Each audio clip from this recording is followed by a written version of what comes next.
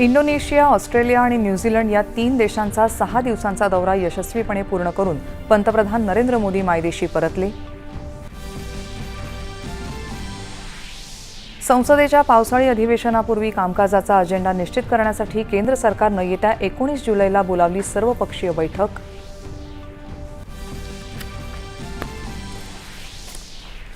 भारत आणि कॅनडा दरम्यानच्या प्रस्तावित व्यापार कराराबाबतच्या वाटाघाटींची तिसरी फेरी पूर्ण, बहुतांश विषयांवर सकारात्मक प्रगती. युरोपसोबतची भारताची आर्थिक भागीदारी अधिक दृढ करण्यासाठी केंद्रीय वाणिज्य मंत्र्यांच्या नेतृत्वाखालील शिष्टमंडळ उद्यापासून स्पेन, बेल्जियम आणि फिनलंडच्या दौऱ्यावर.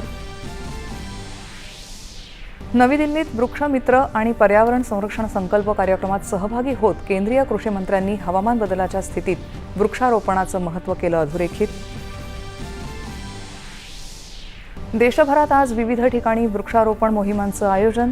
केंद्रीय गृहमंत्र्यांकडून सामूहिक वृक्षारोपण मोहिमेचा अहमदाबादमध्ये शुभारंभ. पश्चिम आशियातील संघर्ष तीव्र. अमेरिकेकडून इराणच्या ठिकाणांना लक्ष्य, तर बहरीन, कुवेत, कतार आणि संयुक्त अरब अमिरातीला लक्ष्य करून इराणचे हल्ले. ओमानच्या किनाऱ्याजवळ GFS गॅलेक्सी या व्यापारी जहाजावर झालेल्या हल्ल्याचा भारतानं केला निषेध. जहाजावरील 11 भारतीय नागरिकांपैकी 10 जणांची सुटका, 1 जण बेपत्ता.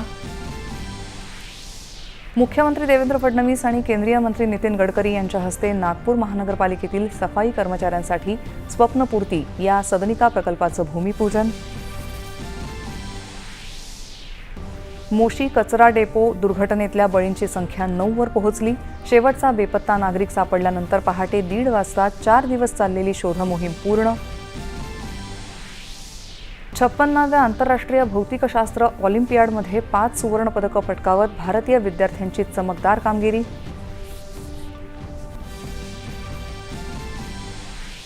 आणि विम्बल्डन स्पर्धेच्या पुरुष एकेरीत आज अग्रमानांकित इटलीचा यानिक सिनर आणि द्वितीय मानांकित जर्मनीचा अलेक्झांडर झ्वेरेक यांच्यात विजेतेपदासाठी लढत. नमस्कार, 4:30च्या बातमी